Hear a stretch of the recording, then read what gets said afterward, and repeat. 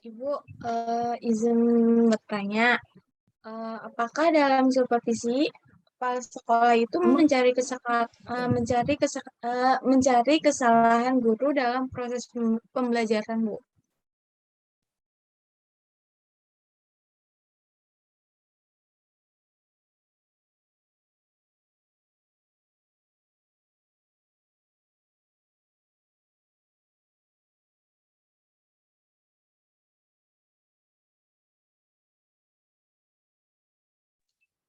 Sinyalnya lagi ini deh. Bentar ya guys. Oh iya. Oke Sarah, siap. Bentar, Bapak.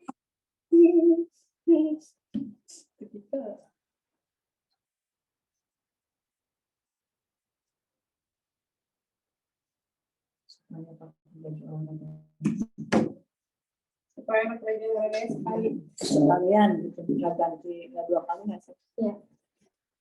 Ya, next, silakan. Ibu izin bertanya, apakah dalam supervisi kepala sekolah itu mencari kesalahan guru dalam proses mengajar, Bu? Oh, itu adalah apa ya? Image zaman dulu. Supervisi itu mencari kesalahan-kesalahan itu adalah apa ya?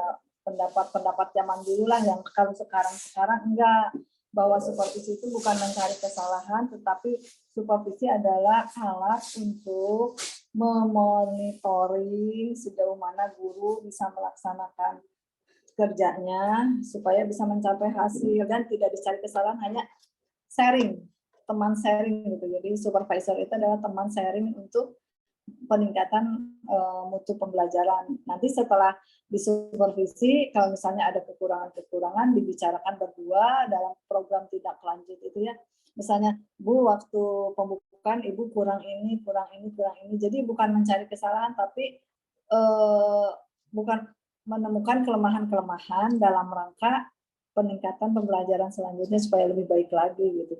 Dan tidak boleh supervisi itu kekurangan guru-guru, misalnya diekspos di rapat, itu hanya antara guru dan kepala sekolah.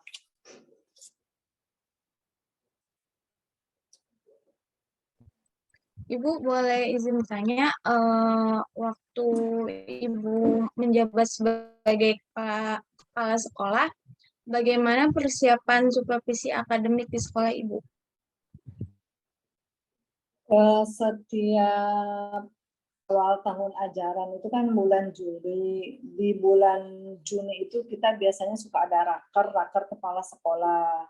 Nah, pada raker kepala sekolah itu dibuatlah program-program apa yang akan dikerjakan oleh kepala sekolah. Jadi persiapannya termasuk adalah instrumen-instrumen supervisi, model-model yang jadi supervisi itu berkembang sesuai dengan perkembangan zaman, apa yang diperlukannya. Jadi instrumen tidak begitu aja dari tahun misalnya tahun 2000 sampai sekarang, enggak, ada bedanya gitu ya. Jadi membuat persiapan dulu, kemudian dibuat program-programnya, kemudian apa tujuannya, itu ada pedomannya, seperti sih ada bukunya.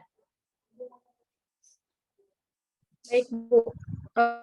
Selanjutnya, bagaimana jika kepala sekolah itu tidak melakukan supervisi dengan baik? Apakah akan berdampak bagi guru-gurunya? Ya. Untuk setiap sekolah pasti harus menjalankan supervisi, karena kepala sekolah juga akan disupervisi oleh pengawas. Jadi hierarki ya, berjenjang. Kepala sekolah, supervisi guru, nanti kepala sekolahnya disupervisi oleh pengawas terus gitu. Jadi harus, dan apabila supervisi tidak dijalankan, maka itu apa teh, kemajuan sekolahnya tidak akan baik, tidak akan mencapai tujuan yang sempurna gitu, yang maksimal. Kalau tidak ada supervisi, guru bisa aja ngajarnya seenak-enaknya gitu ya. Tapi bisa juga meskipun tidak ada supervisi, kalau gurunya punya dedikasi yang bagus, tetap aja bakal bagus. Meskipun tidak ada supervisi. Hanya supervisi itu kan sebagai rambu-rambu apa benar apa enggak kerja sesuai tidak tujuan. Seenggaknya setiap pekerjaan itu harus ada supervisi gitu kan. Dalam sebuah seperti apa? Dalam sebuah perusahaan itu harus ada yang menilai, kalau nggak ada penilaian bisa sembarangan gitu ya.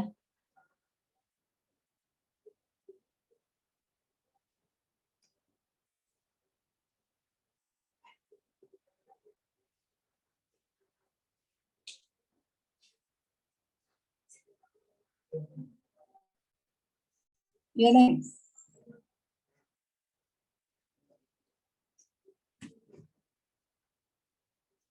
Ibu, apakah ada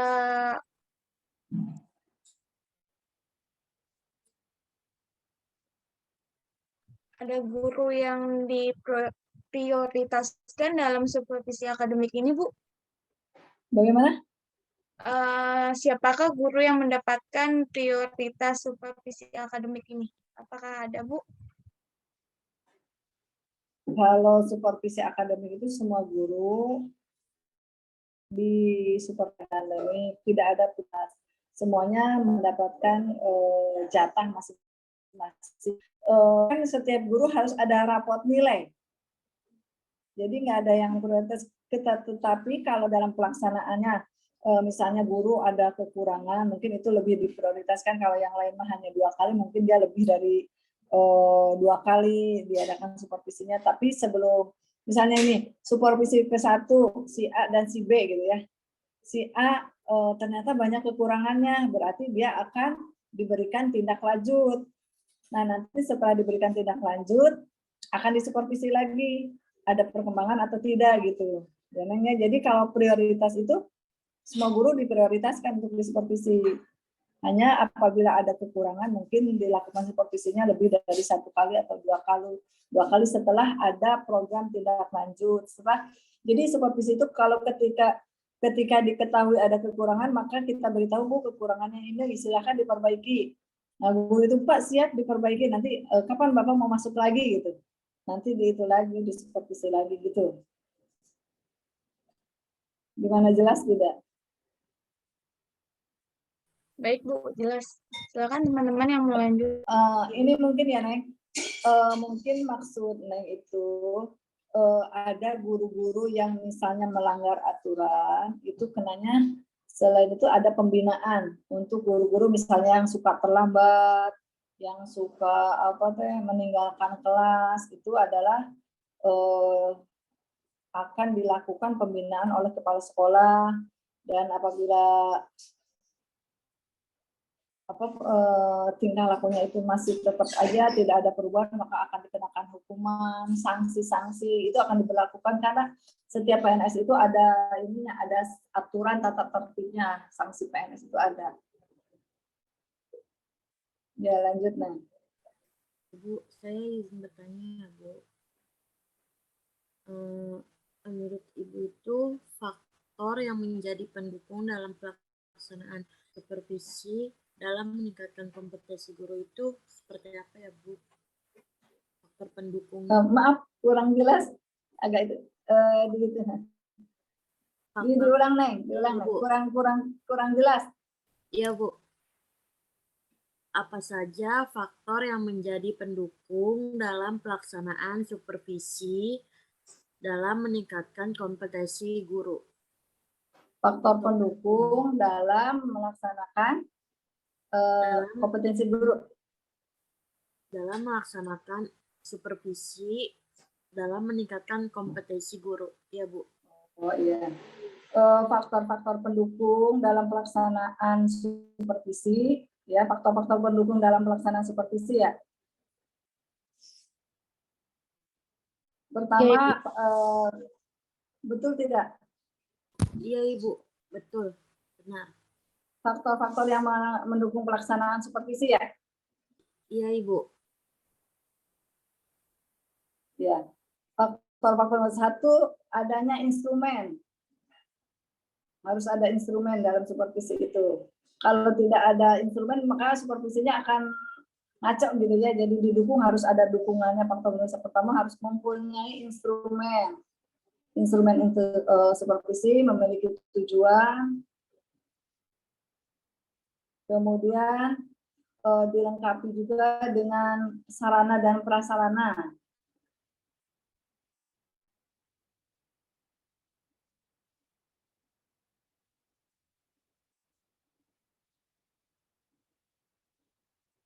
Mungkin itu aja, Neng.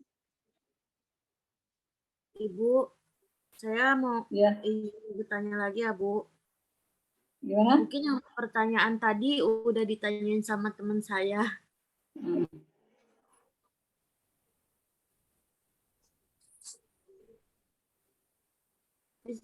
Saya mau bertanya, Bu, Ya, silakan, Om. peran dan fungsi kepala sekolah yang Ibu lakukan saat ini itu apa ya? Seperti apa? Di mana? Peran kepala sekolah. Iya, peran Ibu sebagai fungsi Ibu sebagai kepala sekolah. Kepala sekolah itu pertama sebagai administrator. Keduanya, kepala sekolah itu sebagai supervisor. Sekolah sebagai manajer, sebagai supervisor.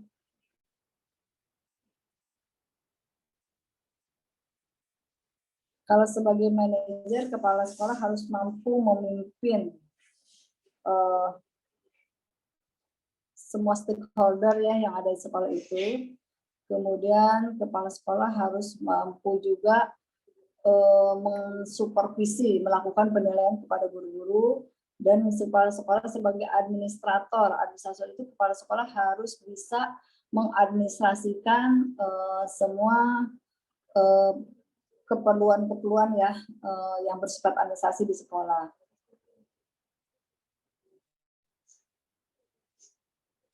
Ya, terima kasih ya, Bu, Ibu.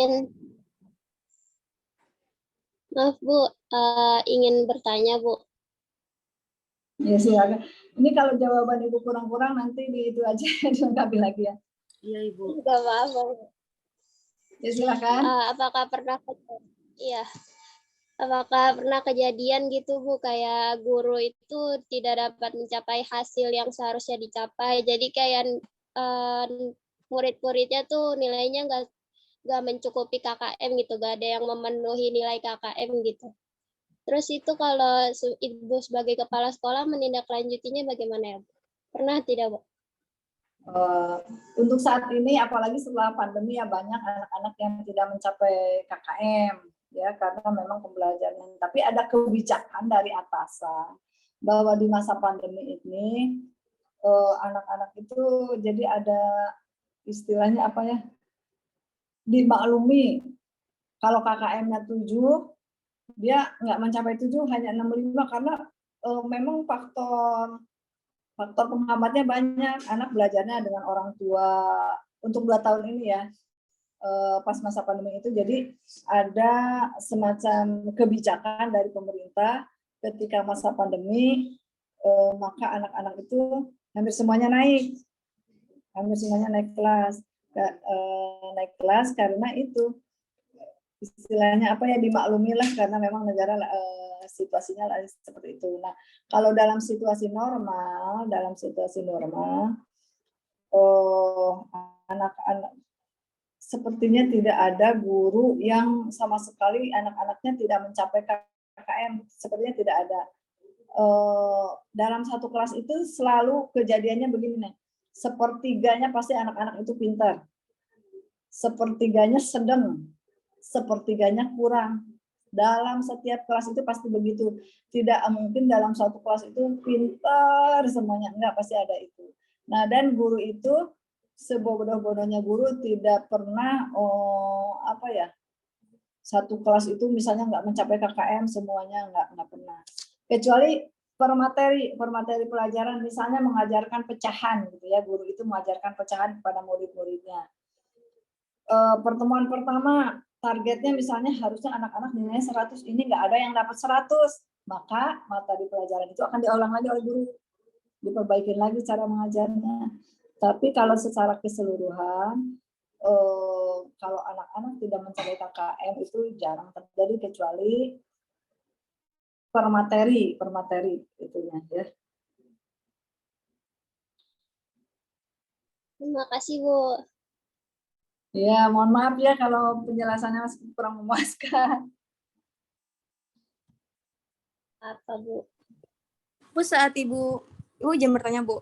Saat Ibu menjadi kepala sekolah itu ada itu enggak kurikulumnya yang diterapkan di saat Ibu memimpin kepala sekolah itu seperti apa?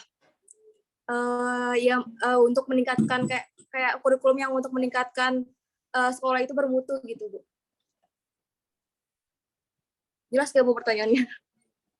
Oh, maksudnya gimana? Waktu saya jadi kepala sekolah? Ya, jadi kayak kurikulum yang berlaku di sekolah itu untuk meningkatkan mutu sekolah itu gitu, Bu. Saat Ibu menjabat, kurikulum yang Ibu berlakuin di sekolah kalau itu. kurikulum itu berlaku untuk se-Indonesia sama ya. Misalnya waktu Ibu jadi kepala sekolah berlakunya kurikulum K13. Tetapi untuk meningkatkan prestasi sekolah, nah maka ada strategi misalnya gini, apa yang akan dicapai, kita harus melihat dulu misalnya di Anke, di Tambora itu Ibu, inputnya anak didiknya itu dari mana asalnya, dari keluarga yang seperti apa.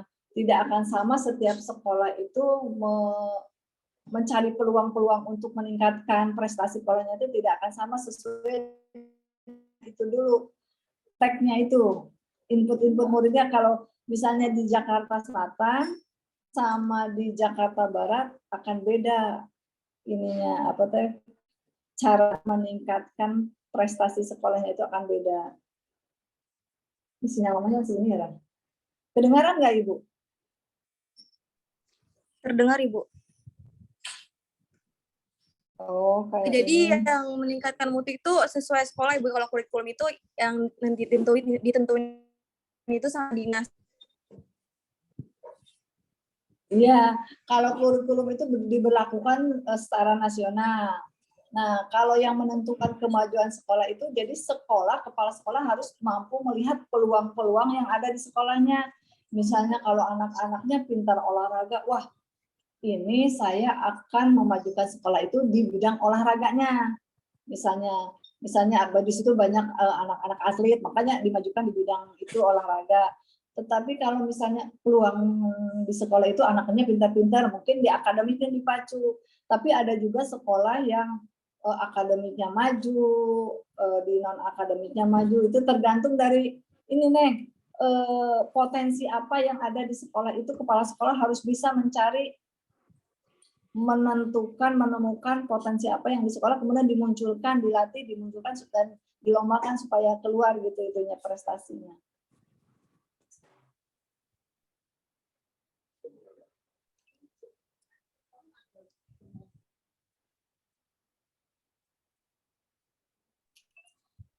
Oke, baik, Bu. Ada lagi yang mau bertanya? Jadi gini, pertama ya, untuk memajukan sekolah itu, pertama kepala sekolah itu harus bisa mengevaluasi dulu, membuat catatan-catatan apa sih kelebihan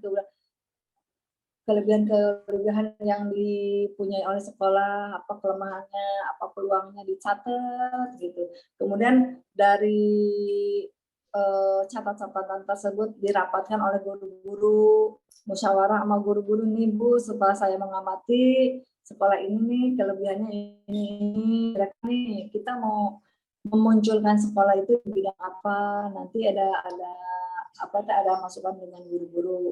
Nah, setelah ada rapat, dibuatlah program kepala sekolah. Kepala sekolah membuat program, dibuat lagi di RKS, dianggarkan, nanti di RKS-nya dianggarkan untuk apa aja keperluan-keperluannya apa aja. Gitu. Jadi kepala sekolah harus mampu merumuskan poin-poin apa yang bisa menjadi bahan jual ya untuk menjadi prestasi sekolah itu dengan guru-guru, dan prestasi itu akan dibiayai oleh sekolah dari anggaran sekolah. Jadi yang penting ada komunikasi dengan guru-guru tersebut, kemudian dengan komite sekolah, dengan orang tua murid gitu nih. Berarti guru bisa merekomendasikan kayak misalnya ini kayaknya siswa di sekolah ini tuh minat banget itu kayak di olahraga. Berarti Ibu merekomendasikan ke kepala sekolah supaya ada program olahraga gitu Ibu untuk Iya, olahraga. betul. Dan kepala sekolah harus bersifat terbuka, jangan ngotot. Pokoknya pengen ini kepala sekolah nggak bisa.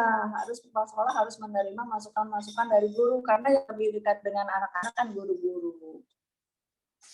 Oh, iya. Ada lagi yang mau bertanya, teman-teman?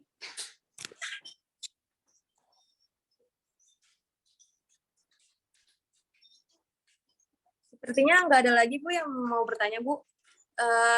Mungkin disudahkan sampai sini saja ya Bu. Mohon maaf ya Bu kalau ada kata yang salah gitu. Ya, sama-sama. Ibu juga mohon maaf kalau misalnya ada pertanyaan-pertanyaan yang tentang supervisi yang harus lebih terarah. Lihat aja lah di juga sekarang ada ya, kalau jawaban-jawaban itu bukan kurang proporsional. Nanti tambah-tambahin sama Google aja. Yang penting mah ada gambaran lah cerita seperti itu ya. Iya. Terima kasih ya Bu atas waktunya. Maaf juga udah mengganggu istirahatnya Bu. Enggak, terima kasih. Mudah-mudahan bermanfaat. Ya Bu. Wassalamualaikum warahmatullahi wabarakatuh ya Bu. Salam buat Sarah. Sarah, teman-teman. Waalaikumsalam. Ibu, mohon maaf ya Ibu ya kalau banyak yang salah. Ibu maaf, kita foto bersama dulu ya. Oh, silakan. Oh iya. Terima kasih Mama Sarah. Iya, sama-sama. Udah belum foto bersamanya? Ayo foto dulu. Ikut, Bu. Sarahnya juga ikut, Bu. 1, 2, Pagi Sarahnya, Bu. 3. Udah, Bu. Makasih banyak, Bu. Terima kasih. Makasih banyak Ibu. Terima kasih Bu. Selamat istirahat. Assalamualaikum. Waalaikumsalam. Waalaikumsalam Ibu. Ngomong.